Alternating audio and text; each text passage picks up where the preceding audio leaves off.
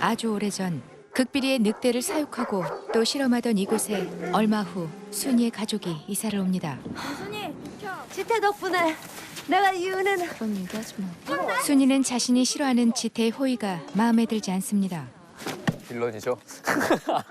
순이는 자신의 처지를 비관하며 엉엉 울고 있었죠. 그런데 그때 누군가 집 밖을 서성이는 듯 보입니다. 인기척을 따라 축사로 들어간 순이가 철문을 조심스레 열어보는데 괴상하게 생긴 무언가가 순식간에 그녀를 치고 달아납니다. 다음 날 간밤에 마주친 정체 모를 소년이 마당 한쪽에 웅크리고 있었죠. 어머, 저거 뭐야? 잠시 당황했던 엄마가 강아지를 달래듯 소년을 부르자 드디어 모습을 드러냅니다. 이번엔 감자를 집어들어 소년에게 던져보죠. 그러자 굶주린 짐승처럼 순식간에 감자를 먹어치우는 소년. 이 소년은 당분간 함께 순이네 집에서 지내게 되죠. 하지만 굶주린 짐승의 모습은 어찌할 도리가 없었죠. 아니, 이게 지금 뭐 하는 거야? 가뜩이나 우울한데 골칫거리까지 생기자 순이의 불평도 끝이 없습니다. 저기 순이야. 순이야, 엄마가 약속 지킬게. 나랑 살면서 된장찌개나 맛있게 끓이면 되지 뭐. 나. 순이에게 치근대는 지태를 보자 갑자기 으르렁거리던 소년이 그를 제압하고 집에서 내쫓습니다. 그리곤 해맑게 순이를 바라보죠. 고맙다. 엄마 걔 어디 갔어? 개철수? 그 사이 소년은 철수라는 이름까지 갖게 됩니다. 기다려. 모처럼 신이 난 순이도 먹지 말고. 밤새 공부한 방법을 시험해보기로 하죠. 내가 먹어 하면 먹는 거야.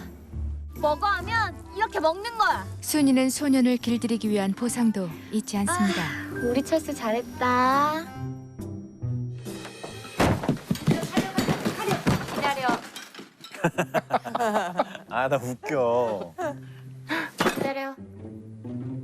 먹어 조금씩. 아우 착하다. 우리 철수. 짐승의 떼를 벗고 빠른 학습 능력을 보이던 철수는 따뜻한 순이의 말이라면 뭐든지 따라합니다. 그리고 반드시 보상도 요구하죠. 아, 너무 귀여워. 머리 갖다 대는 거.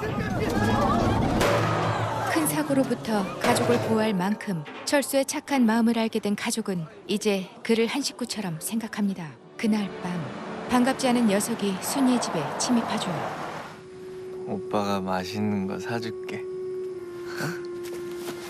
일로 와봐, 애기 좀 하네. 이를 먼 발치에서 지켜보던 철수는 극도로 흥분하고 지태에게 밀쳐진 순이를 보자 갑자기 무시무시하게 돌변합니다.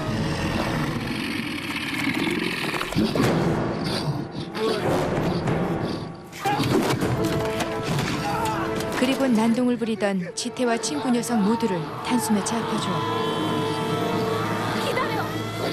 순이의 말이라면 뭐든지 복종하던 철수는 본래 모습으로 돌아왔지만 경찰에 신고한 지태로 인해 다시 축사에 갇혀버립니다. 지태는 눈에 가시였던 철수를 제거할 좋은 구실도 찾았죠. 정도? 결국 순이와 철수가 사라지자 마을이 발칵 뒤집히고 철수는 더 엄한 감시에 놓입니다. 철수가 과거 정부의 군사 실험체일지도 모른다는 말에 강 박사와 대령도 순이네 집으로 모이죠. 뭘 그렇게 조심하는 거예요? 아, 그 위에서 그렇게 하라면 그렇게 하는 거지 왜 자꾸 따져요? 좀 문세윤 씨인 줄 알았어, 처음에. 자세히 잘 몰라. 제 조카 닮았어요. 저 새끼가 염소들을 잡아먹었어요. 어떻게든 철수를 제거하려던 지태의 거짓에 순이는 참을 수가 없었죠. 내가 봤다니까. 너 거짓말 좀 그만해. 목 같은 기집애가 진짜. 이윽고 순이네 축사로 찾아가 전기를 끊어버린 지태는 나가봐. 잠시 보안이 허술한 틈을 이용해 순진한 철수를 현혹시키죠. 기타가 없어졌어. 정씨가 훔쳐간 거였더라고. 어? 염소 키우는 아저씨. 어디 갔어? 다시 전기가 들어왔을 땐 이미 철수가 사라진 후였죠. 그 자식 지금 난동 부리고 있어요. 순이의 기타를 찾느라 정신이 나가있던 철수는 이제 공포의 대상이 되고 철수는 결국 지태가 만든 함정에 빠지고 맙니다. 총을 뺏어들어 난동을 부리던 지태를 순이가 막아보는데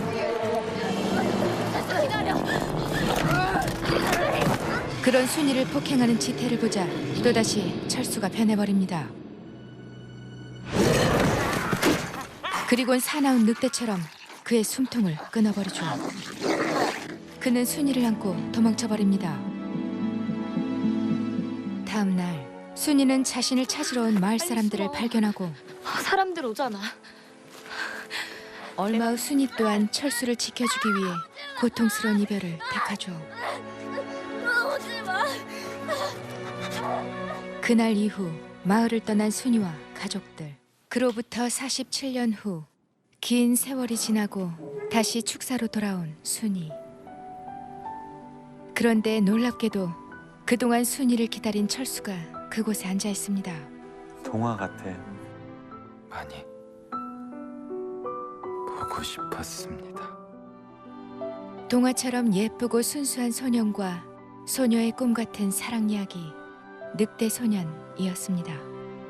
뭔가 이 늑대소년이라고 하는 이야기에 한국적이고 토속적인 상상력을 더해서 조성희 감독님만의 어떤 SF적인 상상력을 다시 한번 가미한 그런 멜로 영화로 만드셨죠. 저 개인적으로는 조은님이 굉장히 영리한 것 중에 하나가 이 늑대 소년을 표현하는 방식에서 이 로맨틱함을 해칠 만한 것들은 다 제거한 거예요. 예를 들어. 예를 들어서 늑대 소년이라면 분명히 배변 활동에도 굉장히 큰 문제가 있겠죠. 바지를 벗거나 변기를 사용하지 못했겠죠. 그러게요. 근데 그런 것들은 그냥 아예 생략해버리는 거예요.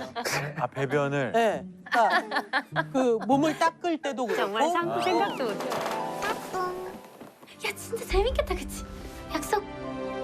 말씀하셨지만 너무 동화 같아서 이 시나리오가 좋다고 하셨잖아요. 진짜 볼수록 참 동화 같다 이런 느낌이 계속 들더라고요. 그러니까 이 영화는 뭐냐면 되게 재밌는 게 뭐냐면 네. 그러니까 늑대 소년의 판타지 이전에 캐릭터들 중에 어떤 것들도 되게 동화적인 캐릭터예요. 맞아. 박사님이라든가 누가 봐도 동화에 나오는 그런 영화에 나오는 박사님으로 딱 나오시고 그 군인도 전형적인 이를테면 탐욕스러운 군인 이미지로 딱 나오고 그 빌런도 누가 봐도 동네 나쁜 놈 그런 친구로 이렇게 딱 뭐냐면 액션, 분장, 의상 이런 게 되게 동화적으로 배치가 돼 있기 때문에 그 순간 늑대 소년이 이 안으로 들어왔을 때 괴리감이 없는 거죠.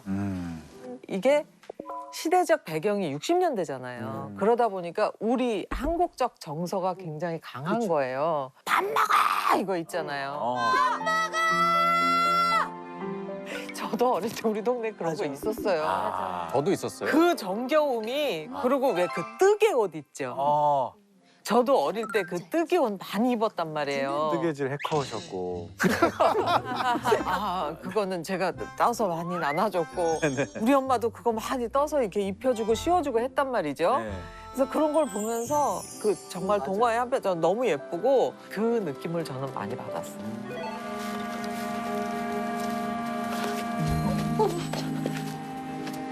사람이잖아. 상상 속의 그 늑대 소년을 늑대하면 떠오르는 이미지의 배우가 아니라 송중기 배우가 연기한 게 정말 신의 한 수처럼 느껴졌거든요. 사실은 이 작품에서 이제 송중기 배우가 그 늑대 소년으로 나왔을 때 뭐 성균관 스캔들만 해도 정말 그 음주 가무를 즐기는 약간 바람둥이 같은 이미지였는데 여기서는 그런 뭔가 좀 세련되고 지적인 이미지를 완전히 벗어내고 그야말로 좀 거친 야수 같은 그런 매력들을 이렇게 선보였던 게 굉장히 인상적이었고요. 그러니까 사실 처음 등장했을 때만 해도 너무 그 송중기 배우가 얼굴을 꾀지지하고 나오니까 처음에 조금 적응이 안 되는 측면도 있었는데 나중에 시간이 흐르면서 이제 샤워를 하고 이제 이발을 하고 그러면서 우리가 기억하는 송중기의 모습으로 변하게 되니까 아, 왜 이 배우를 그렇게 늑대 소년으로 캐스팅했는지 알 것 같더라고요. 자, 여기. 그런 낯선 존재에 대해서 아무런 편견 없이 집으로 받아들이는 역할이어서 관객들에게 바로 이 영화 속에 몰입할 수 있게끔 해주는 굉장히 중요한 역할을 해주신 것 같아요. 그러니까 저 늑대 소년을 우리가 받아들여도 되는구나라는 역할을 해주신 것 같아요, 영화에서. 아무래도 이제 거기서 보면 방에 올라가서 재울 때 그 달을 창가에서 달을 바라보면서 아오 한데 들어가고 시끄럽다고 등장을 때리거나 밤에 그러는 거 아니? 그러니까 뭔가 이 사람이 늑대로 변할 때 그걸 무참히 다 짓밟았던 순간들이 있었던 것 같아요. 그리고 막 먹을 때 또 막 비누를 먹는다던가 막 이럴 때 나 이렇게 들어 먹지 마. 그거 있어요? 그런 것들을 너무 대수롭지 않게 얘기했었던 것 때문에 그렇게 봐주셨던 게 아닐까. 그러니까 자칫 어떤 조금 삐걱거릴 수 있을지도 모르는 어떤 그런 지점이 장영남 씨의 그 편안한 연기가 굉장히 매끄럽게 다 이렇게 아우르지 않았나 이런 생각을 하면서 봤어요. 일로 와. 일로 와. 빨리 밥 먹자. 밥 먹자. 우리 조성희 감독님께서는 순이 엄마가 어떤 엄마였으면 좋겠다 뭐 이런 말씀은 좀 하셨을까요? 감독님 그런 말씀은 하셨던 것 같아요. 끊임없이 말씀을 좀 하셨으면 좋겠다. 네. 너 시장 갔는데 슬리퍼를 신고 가니? 집에 가 맨날 하루치로 왜 그래? 빨리 들어서 운동하시다 빨리. 뭔가 계속 일을 하시면서 그 사람한테 직접 대사를 하는 게 아니라 이걸 들으면서 저거 가고 어떻게 가고 뭐 하고 아저씨들한테 얘기하고 이게 뭔가 애드립을 좀 많이 본의 아니게 많이 그걸 채우려고 좀 많이 했었던 것 같아요.